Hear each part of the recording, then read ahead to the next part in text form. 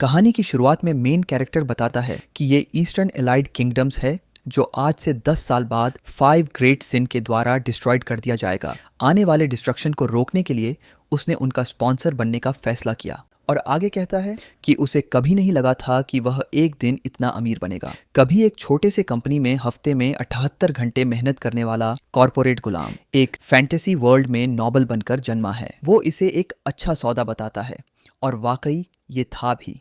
फिर सीन बदलता है। वो एक किताब उलटी पकड़े हुए पढ़ने की कोशिश कर रहा है और बुदबुदा रहा है कि ये क्या लिखा है, कुछ समझ नहीं आ रहा। वो सोचता है कि शब्दों का कोई मतलब क्यों नहीं बन रहा और सवाल करता है कि इशेकाई होने के बाद उसे फ्री ट्रांसलेशन पैच क्यों नहीं मिला। उसका मेड जो उसे देख रहा है उसकी गलती समझ जाता है और बताता है कि वो किताब उलटी पकड़े है। एमसी अपनी सिचुएशन समझाता रहता है। सबसे बड़ी बात उसका कैरेक्टर ट्रेट है कि वो पूरी तरह अनपढ़ है, उसके पास कोई खास ताकत नहीं है। ये बताते हुए एक मेड विनम्रता से पूछती है कि क्या उसने खाना खत्म कर लिया और नहाने में मदद करने की पेशकश करती है इससे पहले कि वो सोने जाए हो। सीन अब बाथरूम में शिफ्ट होता है। दो मेड्स अपने यंग मास्टर को नहाने में मदद कर रही हैं और एमसी इस न्यू लाइफ के हर पल को जी रहा है। वो मन ही मन सोचता है कि यही असली लग्जरी है। एक खूबसूरत मेड उसे खाना खिला रही है, दूसरी नहाने में मदद कर रही है। बस ये नहीं पता कि वो कहाँ है। बाकी सब कुछ परफेक्ट लगता है। एक मेड उसे याद दिलाती है कि बाकी यंग मास्टर्स कल लौटने वाले हैं तो उसे जल्दी सो जाना चाहिए। ये सुनकर वो उत्सुक हो जाता है कि ये यंग मास्टर्स कौन हैं। मेड जवाब देती है कि वो यंग मास्टर लियो और दूसरे मास्टर टोनियो हैं और दूसरी मेड जोड़ती है कि वो प्रेस्टिजियस पलेतियो फैमिली से हैं। पलेतियो नाम सुनते ही एमसी के दिमाग में जैसे बिजली सी चमकती है। ये नाम उसे भयानक रूप से जाना पहचाना लगता है।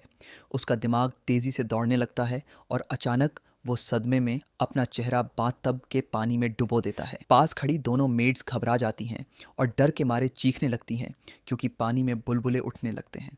उसे कुछ भयानक समझ आता है, शायद वो साइकेडेलिया में है। सीन फिर बदलता है और वो साइकेडेलिया के बारे में बताता है, वो दुनिया जिसे वो पहले इतनी अच्छी तरह जानता था। उसे याद आता है कि जब वो कॉर्पोरेट गुलाम था तो थोड़ा थोड़ा वक्त निकालकर गेम्स खेलता था। साइकेडेलिया एक टर्न बेस्ड आरपीजी था जो वो अक्सर खेलता था। चाहे प्लेयर कोई भी रूट चुन ले, उसमें एक पल ऐसा आता था जब 5 बड़े पाप सामने आते थे: व्रेथ, ग्रीड, ऑब्सेशन, स्लॉथ और प्राइड। इनके कारण किंगडम, नोबल्स और सिटी सब धीरे धीरे बर्बादी की ओर बढ़ने लगते थे। इन सब में पलेतियो काउंटी सबसे ज़्यादा बदनाम थी। उस परिवार में इन्फेमस बेटे थे, लियो पडियो अय्याशी का राजा और एंटोनियो पडियो नशे का बादशाह। इन्हें नीच नोबल के रूप में जाना जाता था जो मेन स्टोरी शुरू होने से पहले सिर्फ एक साइड क्वेस्ट में दिखते थे। फिर कहानी उस पल की ओर मुड़ती है जब एमसी पहली बार इस दुनिया में आया था। उसे वो टाइम साफ साफ याद है और उसे एहसास होता है कि वो इस जगह को पहले से जानता था। गेम के नियम उसके दिमाग में फिर से ताज़ा हो जाते हैं।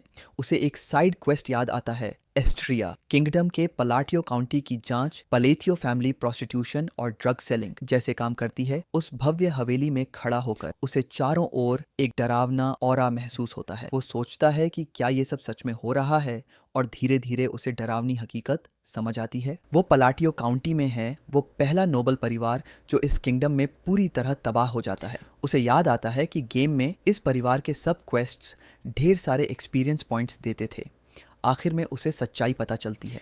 इस दुनिया में वो कोई और नहीं बल्कि एलन पलाटियो है, पलाटियो परिवार का तीसरा बेटा और कहानी का एक छोटा सा विलन। एलन अपने बिस्तर पर लेटा है, उसकी आंखों से आंसू टपक रहे हैं और वो सोचता है कि इससे तो 78 घंटे हफ्ते में कॉर्पोरेट गुलामी करना कहीं बेहतर था। वो मन ही मन तड़प रहा था कि काश उसे वापस भेज दिया जाए। आसपास की शानदार जिंदगी अब बेमानी लग रही थी जब उसे पता था कि 10 साल में उसकी मौत हो जाएगी। ये ख्याल उसे खाए जा रहा था। उसे लगता था कि ये दुख उस वक्त से भी बुरा था जब उसकी सैलरी 6 महीने तक रोकी गई थी। उसका सीना निराशा से भारी हो गया। वो सोचता था कि एक ट्रांसमाइग्रेटर होकर भी उसके पास एक भी खास ताकत क्यों नहीं है। बड़बड़ाते हुए वो अफसोस करता था कि दूसरी कहानियों के एमसी को तो हर तरह के चीट्स मिलते हैं। तभी अचानक उसे एक बात समझ आई, एक खास ताकत। हाँ, सही बात है, गेम के 10 साल बाद की घटनाएं जानना, यानी भविष्य को जानना। वो फटाफट बिस्तर से उठ बैठा। उसका गम अब जोश में बदल गया। अगर उसे भविष्य का पता है तो उसे बस तबाही के कारणों को पहले ही खत्म कर देना है। एक नोबल की शांत जिंदगी पाने के लिए उसने 5 ग्रेट सिंस को सुधारने का इरादा किया। उसने खुद को समझाया कि चूंकि वो अभी सिर्फ बच्चे हैं, उनकी तकदीर बदलना शायद मुमकिन है, भले ही वो खुद बिल्कुल बेकार था। समय बीता और 2 महीने बाद सीन बदल गया। एलन का प्राइवेट नाइट। इवान उसके सामने आया। इवान ने बताया कि उसने पूर्वी अनाथालय से अनाथ बच्चों को बचा लिया, जो असल में इंसानों पर प्रयोग करने वाली लैब थी। उनमें से एक लड़की यूतिया को उसने अनाथालय चलाने की जिम्मेदारी दी थी। उसने कहा कि उसका फैसला सही था क्योंकि यूतिया बहुत काबिल थी। एलन ने बड़े शांत तरीके से उसकी बात सुनी और इवान की तारीफ करने लगा। इवान थोड़ा हिचकिचाया और पूछा कि क्या ये तारीफ थी, क्योंकि उसके मास्टर के चेहरे पर कभी कोई भाव ही नहीं आता है। एलन ने माना कि हाँ, ये बात सही है। फिर एक मजबूरी भरी मुस्कान दी और बोला कि वो इवान पर भरोसा कर रहा है। वो अनोखी मुस्कान देखकर इवान थोड़ा घबरा गया और बड़बड़ाया कि उसे नहीं लगता कि वो कभी इस चेहरे के एक्सप्रेशंस का आदी हो पाएगा। इधर एलन ने शीशे में अपनी सूरत देखी, अपने चेहरे की मांसपेशियों को खींचा और सोचा कि जैसे उसकी रूह इस शरीर के भावों से ठीक से कनेक्ट नहीं हो पाई है। इवान ने एक लंबी सांस ली और तारीफ के लिए दोबारा थैंक्स बोला। फिर एलन ने खुद से कहा कि साइकेडेलिया जैसे गेम में जहां धोखा देना आम था, इवान एक ऐसा रेयर कैरेक्टर था जो आखिरी दम तक वफादार रहा। इसलिए जैसे ही उसे इवान मिला, उसने फटाफट उसे हायर कर लिया। जल्द ही इवान ने एक और बात शुरू की, याद दिलाते हुए कि हाल की रेड यूतिया नाम की लड़की को बचाने के लिए की गई थी। मर्सनरी के लंबे सालों के बाद भी इवान यूतिया जैसा कोई नहीं देखा था, इतनी पावरफुल कि इवान समझ ही नहीं पा रहा था कि वो जेल में चुपचाप क्यों बैठी रही। उसने सुझाव दिया कि उसे हवेली में ला लें, जोर देकर कहा कि उसे वहां छोड़ने से कोई फायदा नहीं। एलन ने माना कि इवान का पॉइंट सही है, लेकिन उसके दिमाग के कोने में वो जानता था कि उसके प्लान में और भी कुछ था। शायद ये लगे कि वो उसकी ताकत को बर्बाद कर रहा है, लेकिन उसे ठीक वहीं छोड़ना उसके स्ट्रैटेजी का हिस्सा था। फिर उसने यूतिया ब्लूडिया के बारे में डिटेल्स बताई। वो मॉन्स्ट्रस ब्लड क्लैन से ताल्लुक़ रखती है, जो एक पैक्ट के जरिए किसी अजीबोगरीब दूसरी दुनिया के प्राणी की ताकत इस्तेमाल करती है।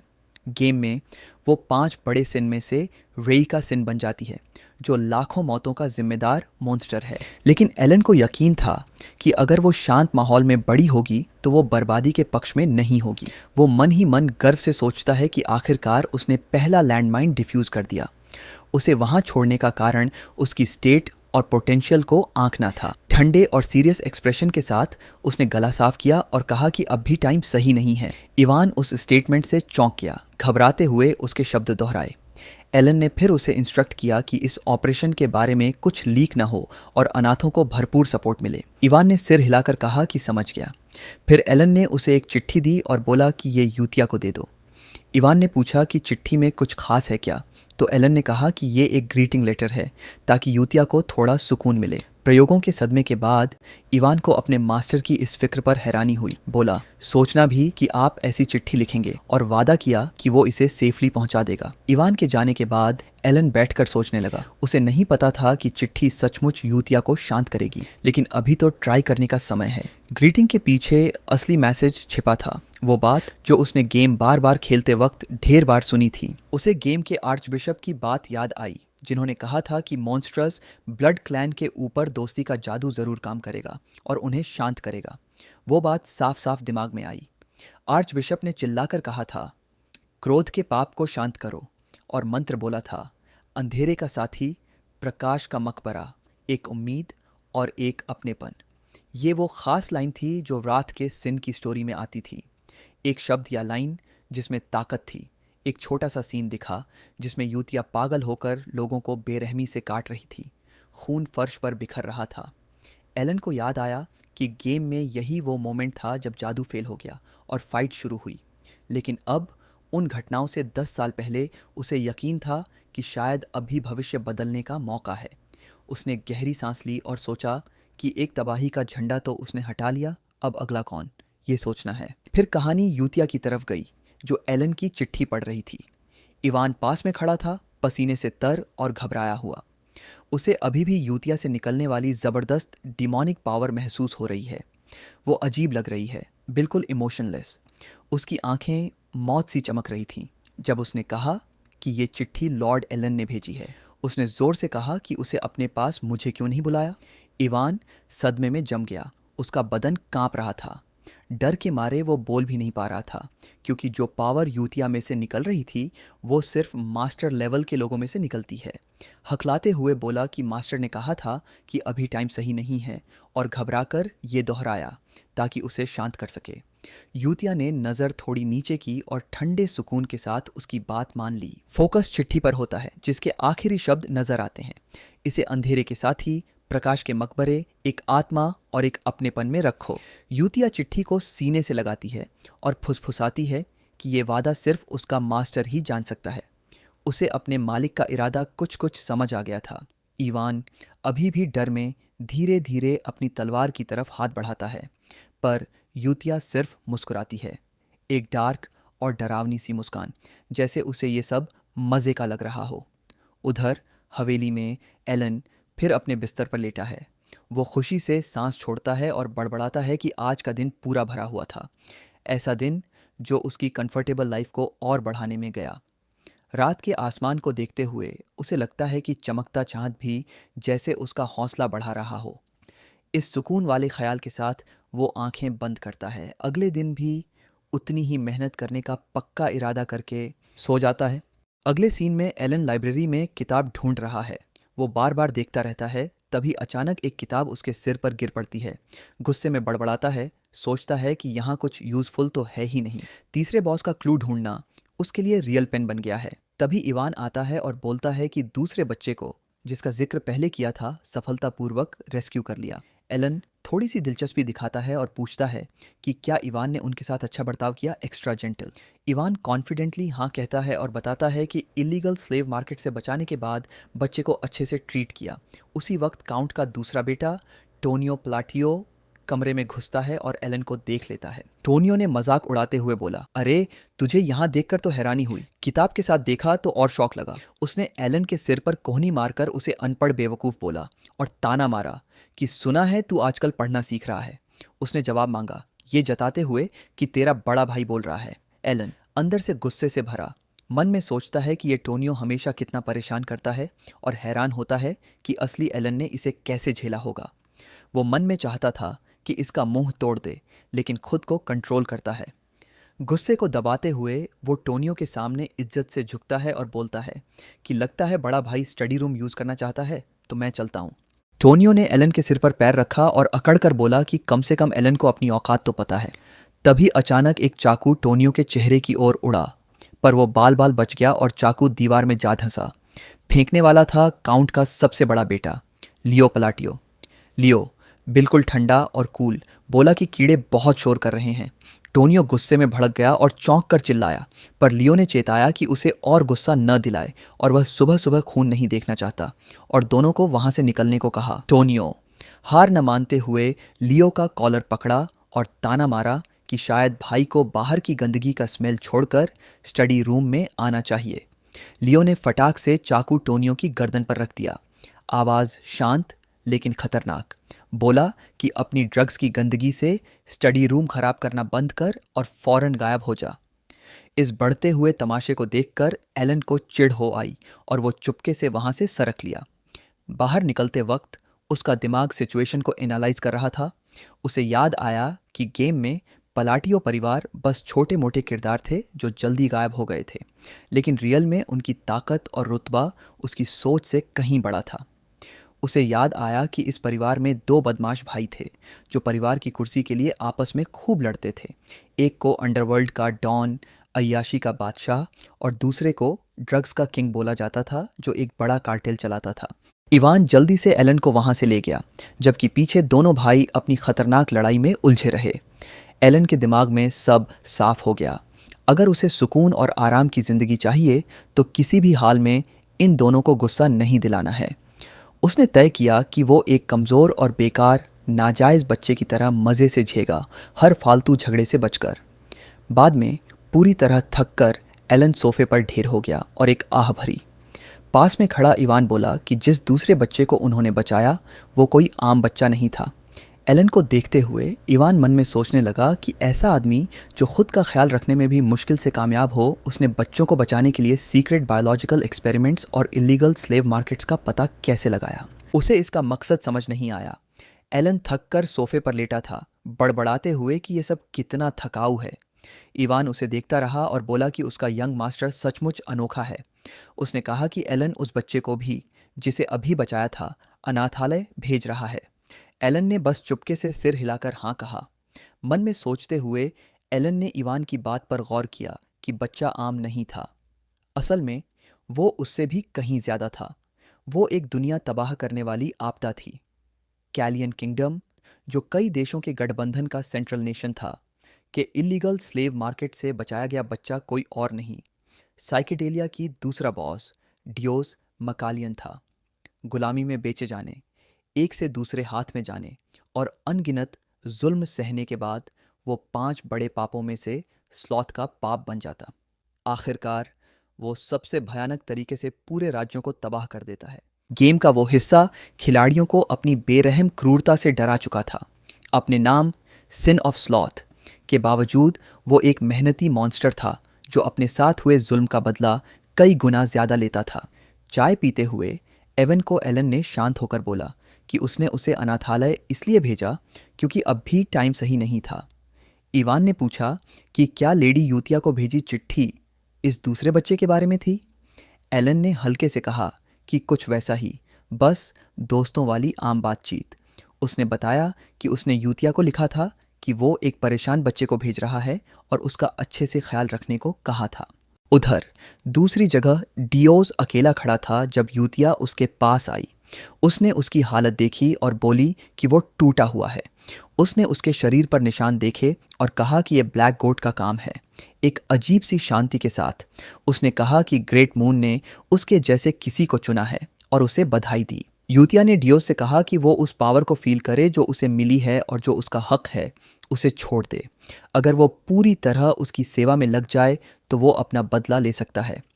यूतिया ने दोस्ती के लिए हाथ बढ़ाया, लेकिन उसके हाथ से एक डार्क नेगेटिव वाइब निकल रही थी जिससे डियोस को बहुत अजीब लगा। फिर यूतिया ने एलन की भेजी चिट्ठी निकाली और बोली, पढ़ो, और कहा कि साधारण ग्रीटिंग के साथ अब उसे शायद पहला जवाब भेजना चाहिए। सीन फिर एलन पर आया जो किताबों में सर डुबाए हुए था। गुस्से में पन्ने पलटते हुए वो बड़बड़ा रहा था कि तीसरे बॉस का कोई अता पता नहीं मिल रहा। उसका पेशेंस खत्म हो रहा था। तभी इवान दौड़ता हुआ आया, साफ घबराया हुआ। उसने चीख कर बोला कि बहुत बड़ा प्रॉब्लम हो गया। दूसरा यंग मास्टर टोनियो, वही जो पहले एलन का मजाक उड़ा रहा था, मर गया। शौक में एलन एक पल के लिए जम गया। उसकी आंखें यकीन न आने की वजह से फैल गईं। उसके दिमाग में बस यही बात गूंज रही थी, वो नीच इतनी जल्दी मर गया। फिर सीन टोनियो के अंतिम संस्कार पर शिफ्ट हुआ। सभी लोग वहां मौजूद थे, जिसमें एलन और इवान भी शोक मनाने वालों के बीच खड़े थे। माहौल गमगीन था। फिर भी टोनियो का पिता काउंट एक भयानक हालत में वहां पहुंचा, नशे में धुत। उसके दोनों तरफ 2 खूबसूरत और इरोटिक कपड़ों में औरतें थीं। वो दोनों औरतें काउंट से सटकर प्यार भरे अंदाज में खड़ी थी। एक औरत काउंट की बाह पर हाथ फेरते हुए बोर होकर शिकायत करती है कि ये सब कब खत्म होगा। बोलती है कि वो थक गई है और बेड पर वापस जाने को बेकरार है। दूसरी औरत कहती है कि उसे भूख लगी है। इस घिनौने ड्रामे को देखकर एलन के अंदर नफरत उबलने लगी। वो सोचता है कि अपने बेटे के जनाजे में नशे में टुन्न होकर दोनों बाहों में औरतें लटकाए आना कितना गंदा है। उसे मालूम था कि काउंट भ्रष्ट आदमी है, लेकिन ये डार्क फैंटेसी की गंदगी का नया लेवल था। उसके दिमाग में टोनियो की मौत घूमने लगी। इतनी जल्दी दम घुटने से मरना अजीब था। मौत का ब्यौरा उससे अलग था जो उसे याद था। गेम में बरसों तक दुख झेलने के बाद टोनियो ने आखिर उस कीड़े को खुद खत्म किया था और आखिर में वो पड़ियो परिवार का पक्का वारिस बन गया था। लेकिन यहाँ चीजें अलग हैं, क्योंकि एलन स्पष्ट रूप से देख सकता है कि लियो टोनियो की लाश पर हंस रहा है। फिर भी एलन को लगता है कि उसका काम बस 5 बड़े सन्स को इकट्ठा करना है। 1 साल बाद घर में सब कुछ पहले से कहीं ज्यादा स्थिर लग रहा है, क्योंकि उत्तराधिकार का कोई झगड़ा नहीं है और लियो ने अपने भाई का ड्रग ट्रेड भी संभाल लिया है। उस 1 साल में एलन बेसिकली यूटिया के साथ पेन फ्रेंड बन गया। वो हमेशा एक दूसरे को चिट्ठियां भेजते रहते हैं। और सब कुछ इतना अच्छा चल रहा है कि अनाथालय को लगातार डोनेशन की लंबी लिस्ट मिल रही है। इवान फिर एलन को बताता है कि उसे वो चीज़ मिल गई है जिसकी तलाश थी। एलन खुश हो जाता है ये सुनकर, क्योंकि ये तीसरे बॉस के बारे में एंशिएंट रिकॉर्ड का क्लू है। एलन को खुशी होती है कि आखिरकार तीसरा बॉस मिल गया। एलन के लिए ये शांत शाम है, लेकिन किसी ड्रग डिस्ट्रीब्यूशन साइट पर वैसा नहीं है। लियो के under 2 high ranking officers warehouse पहुंचते हैं और देखते हैं कि दर्जनों मेंबर्स अपने ही खून में डूबे पड़े हैं। जो अभी जिंदा हैं वो अपने शरीर पर कंट्रोल खोकर खुद को चाकू से गर्दन में भोंककर सबसे भयानक तरीके से मार लेते हैं। दोनों ऑफिसर्स भी जल्द ही वही हालत में पहुंच जाते हैं। पता चलता है कि इसके पीछे डियोस है और यूटिया उसकी सुपरविजन कर रही है। बुरे लोगों को ख़त्म करने के बाद डियोस यूटिया से पूछता है कि क्या इन हरकतों का कोई मतलब है, और यूटिया उसे यकीन दिलाती है कि हाँ। यूटिया डियोस से पूछती है कि क्या उसे बुरे लोगों पर तरस आता है, लेकिन वो कहता है नहीं, क्योंकि वो वही लोग हैं जो लोगों को ड्रग्स की लत लगवाते हैं। वो बस उत्सुक है कि ये उनके बदले के प्लान में कैसे फिट होता है। यूटिया उसे बताती है कि ये उनके मास्टर की वापसी का स्टेज सेट करता है, और चूंकि वो आ रहा है उनका सिंहासन अस्त व्यस्त नहीं हो सकता। डियोस आखिरकार सब समझ जाता है जो यूटिया उसे सिखा रही थी। जाते जाते वो वेयरहाउस को पूरी तरह तबाह कर देते हैं। सीन पर ब्लू मून का निशान छोड़ते हैं, क्योंकि वो खुद को ब्लू मून मानते हैं, जो एलन की तलवार है। 1 साल और बीत जाता है। सब कुछ सुचारू रूप से चल रहा लगता है जब इवान रिपोर्ट करता है कि 5वें बच्चे को भी बचा लिया गया है। 5वें को भी अनाथालय भेज दिया गया है, और एलन अपनी सबसे बड़ी चिंता खत्म होने पर खुशी नहीं छिपा पाता। अपनी मेहनत के बदले एलन इवान को बेस्ट गुडिज खिलाने में कोई कसर नहीं छोड़ता। तीसरे पाप, लालच को ढूंढना सबसे मुश्किल था, लेकिन गेमर नॉलेज की वजह से वो कामयाब हो गए। इवान ने सब कुछ किया ताकि आखिर में सब ठीक हो जाए। एलन इवान को कहता है कि वो थोड़ा रेस्ट कर ले, क्योंकि वो काफ़ी वक्त से दौड़ भाग कर रहा है। इवान पूछता है कि क्या अनाथालय मिशन खत्म हो गया, और एलन हाँ कहता है। इवान राहत महसूस करता है और पूछता है कि क्या एलन खुश नहीं है, लेकिन एलन उसे यकीन दिलाता है कि वो खुश है, बल्कि कहता है कि वो अभी स्माइल कर रहा है, भले ही उसका चेहरा उल्टा कह रहा हो। इवान को एलन की बात माननी पड़ती है। एलन जमीन पर लेटकर राहत महसूस करता है कि सब वैसा ही हो रहा जैसा वो चाहता था, क्योंकि बच्चे उनके बुरे पास्ट की वजह से बुरे बने थे। उसने उन्हें बचाना अपना मिशन बना लिया था, और पहले सोचा भी नहीं था कि कामयाब हो पाएगा। एलन इवान से अनाथालय की स्टेटस पूछता है और इवान उसे एक चिट्ठी देता है। इवान बताता है कि सब ठीक चल रहा है जैसा उम्मीद थी। बच्चे पहले टूटे हुए गुड़ियों जैसे थे, लेकिन अब चमकने लगे हैं। एलन को राहत मिलती है, क्योंकि अब उन्हें केयर टेकर्स हायर करने की जरूरत नहीं। एलन यूटिया पर गर्व महसूस करता है, क्योंकि उसे उम्मीद नहीं थी कि वो बच्चों की केयर का प्रेशर हैंडल कर पाएगी। एलन को यकीन है कि उसके बैकग्राउंड की वजह से ये उसके लिए आसान है, जो अनाथालय से जुड़ा है। एलन इवान को बताता है कि जो भी उसने देखा, यूटिया अच्छी लड़की है। उसकी चिट्ठी से वो एलन को यकीन दिलाती है कि चिंता की कोई बात नहीं, सब सेटल हो गया है। एलन कहता है कि बच्चों को ठीक से बड़े होते देखकर कितना गर्व होता है। चूंकि 5 अच्छे से बढ़ रहे हैं, एलन को लगता है कि एनवायरनमेंट की बड़ी भूमिका है। इवान पूछता है कि कब बच्चों से मिलने का प्लान है, जैसा एलन ने कहा था। अंदर से एलन का कोई इरादा नहीं है उनसे पर्सनली मिलने का। पर्सनली मिलना अच्छा होता ताकि करीब आए, लेकिन गेम खेलते हुए देखी उनकी पर्सनैलिटी से वो डरता है। फिर भी वो मानता है कि ठीक होगा, क्योंकि उसने उन्हें अवेकनिंग से पहले बचा लिया। एलन इवान से झूठ बोलता है कि बाद में मिलने की कोशिश करेगा। अब एलन को लगता है कि नेक्स्ट सेल्फ डिफेंस स्किल्स सीखना है। मैजिक में टैलेंट चाहिए, और एलन के पास उतना ही है जितना सीखने के लिए जरूरी है। इवान पूछता है कि क्या एलन ने ब्लू मून के बारे में सुना। एलन कहता है नहीं, और इवान बताता है कि ये एक ग्रुप है जो हाल में क्रिमिनल ऑर्गेनाइजेशंस को शिकार बनाकर पॉपुलर हो गया। ये ट्रैश क्लीन ऐप जैसा लगता है, तो एलन को कोई प्रॉब्लम नहीं लगती। चूंकि ब्लू मून गेम स्टोरी का पार्ट नहीं है, एलन सोचता है कि ये जल्दी गायब हो जाएगा। इवान बम फोड़ता है कि ग्रुप ने नोबल्स को भी मारा है, इसलिए सोचा शायद एलन जानता हो। ये सुनकर एलन इवान को कहता है कि उसके कमरे के पास सोने लगे। इधर ब्लू मून की लीडर यूटिया अपने मेंबर्स से हफ्ते की रिपोर्ट पूछ रही है। सियोलांग, सिन ऑफ प्राइड, रिपोर्ट करती है कि स्लेव ट्रेडर्स के हेड्स को संभाल लिया। मारने से पहले उसने वादा किया था कि अगर वो उसकी आंखों का कलर गेस कर लें तो छोड़ देगी, लेकिन वो नाकाम रहे और उसने सबको मार दिया। सिन ऑफ ग्रीड, राइन कहती है कि बॉडीज को क्लीनली दफना दिया, और इलीगल एक्सपेरिमेंट्स के लिए सिन ऑफ ऑब्सेशन, रोडन ने सब संभाल लिया। यूटिया खुश हो जाती है, क्योंकि सब वैसा ही हो रहा जैसा वो चाहती थी। वो सबकी तारीफ करती है, कहती है कि वो सब ब्लू मून की शान के लिए हैं। तभी रोडन कहता है कि थोड़ी प्रॉब्लम है। अवॉलन के हेड जिसे वो टारगेट कर रहे हैं वो काउंट का बड़ा बेटा लियो चला रहा है। रोडन को साउथ में अवॉलोन के बेस को तबाह करते वक्त एक डेंजरस डॉक्यूमेंट मिला। बेसिकली लियो एलन को उनके बाप की मौत के बाद खत्म करने का प्लान कर रहा था। ये देखकर यूटिया पर गुस्सा छा जाता है। 2 साल बाद बीमार काउंट पडियो की मौत हो जाती है। ऑफिशियल रिपोर्ट में कार्डियक अरेस्ट लिखा, लेकिन उसके ड्रग अब्यूज हिस्ट्री से साफ है कि क्या कारण था। फ्यूनरल के दौरान लियो को पता चलता है कि ब्लू मून ने फिर उसके बिजनेस को तबाह कर दिया है। एलन अपने भाई और उसके आदमियों को ब्लू मून के बारे में बात करते सुनता है और समझ जाता है कि उन्होंने आखिरकार ऑर्गेनाइजेशन को सीरियसली लेना शुरू कर दिया। काउंट का फ्यूनरल जीरो मॉर्नर्स के साथ चुपचाप खत्म हो जाता है। फ्यूनरल के बाद इवान एलन से पूछता है कि नेक्स्ट प्लान क्या है। इवान याद दिलाता है कि अगले साल लियो को टाइटल मिल जाएगा। सरप्राइजली एलन कहता है कि वो एस्टेट छोड़ रहे हैं। ये सुनकर इवान शॉक्ड हो जाता है और एलन बताता है कि साउथ में रॉड मिल नाम के रिमोट विलेज जा रहे हैं। ये पलाटियो काउंटी के साउदर्न टेरिटरी में रिमोट विलेज है।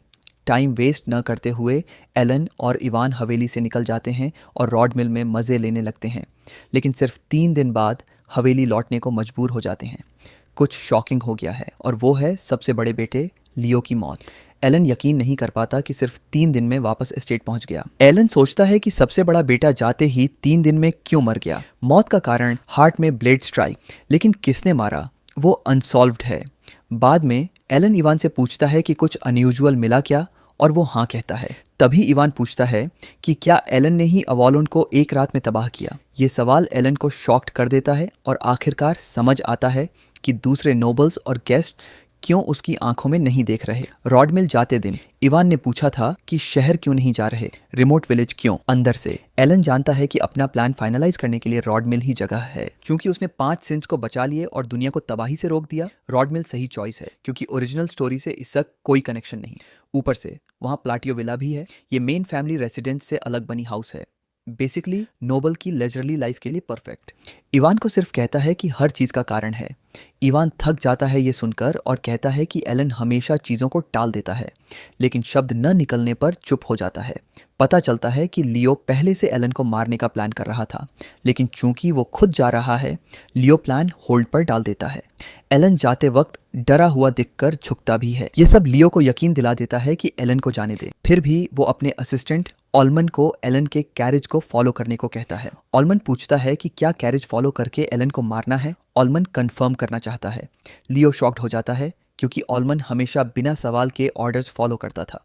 लियो चिल्लाता है कि उसका काम सिर्फ ऑर्डर्स फॉलो करना है, लेकिन ऑलमन अचानक तलवार उसके सीने में भोंक देता है। लियो स्तब्ध होकर पूछता है कि मुझे क्यों धोखा दिया। ऑलमन मुस्कुराता है और कहता है कि उसे गेम्स खेलना पसंद है। ऑलमन बताता है कि वो पूरे वक्त प्ले कर रहा था और वो असल में ऑलमन नहीं बल्कि रोडन है, जो सिन ऑफ ऑब्सेशन है। रोडन लियो को मारते हुए कहता है कि कोई उनके मास्टर ग्रेट मून को नहीं छुएगा। वो मिशंस पर रेस्ट्रिक्टेड हो सकते हैं, लेकिन मास्टर की सेफ्टी पर कोई सवाल नहीं। रोडन खुलासा करता है कि उसने इंटेंशनली वेट किया जब तक लियो ने एलन को हर्ट करने की बात कही, तब मूव किया। खून बहते हुए लियो कहता है कि उसके आदमी उसे नहीं छोड़ेंगे। रोडन जवाब देता है कि तेरे साथ अभी अवॉलोन लोग भी मरने वाले हैं। रोडन सिर हिलाता है और कहता है कि ग्रेट मून एलन ने सच में तुम्हें जीने का चांस दिया था, लेकिन तूने बर्बाद कर दिया। एलन एक खूबसूरत सुबह उठता है जिसे वो पैराडाइज मानता है, क्योंकि वो जब चाहे उठे, खाए और नोबल लाइफ एंजॉय करे। एलन इतना मजे ले रहा कि टोस्ट बिजनेस शुरू करने का सोचता है। तभी इवान आता है और मैसेज बताता है। चिट्ठी पढ़कर एलन का खाना कड़वा हो जाता है। भाई की मौत पर ईसेटेट वापस लौटने को कहा गया। इन सिंपल वर्ड्स से उसका पैराडाइज 3 दिन में खत्म। गम में ईसेटेट लौटता है और नोटिस करता है कि सबका रिएक्शन अजीब है। तब इवान पूछता है कि कब से वो अवॉलोन तबाह करने वाला मास्टरमाइंड बन गया। एलन को आखिरकार समझ आता है कि वो किसी क्रेजी सिमुलेशन में फंस गया। एलन इवान से पूछता है कि वह कैसे एक मास्टरमाइंड बन गया। इवान बताता है कि इन सभी मौतों के बाद एलन ही फायदा उठाने वाला है। लियो एस्टेट छोड़ने के बाद मारा गया, जो उसके लिए परफेक्ट एलिबाई है। ऊपर से अब वो बिना राइवल्स के हेयर बन गया। अवॉलोन चला गया तो कोई ट्रबल नहीं।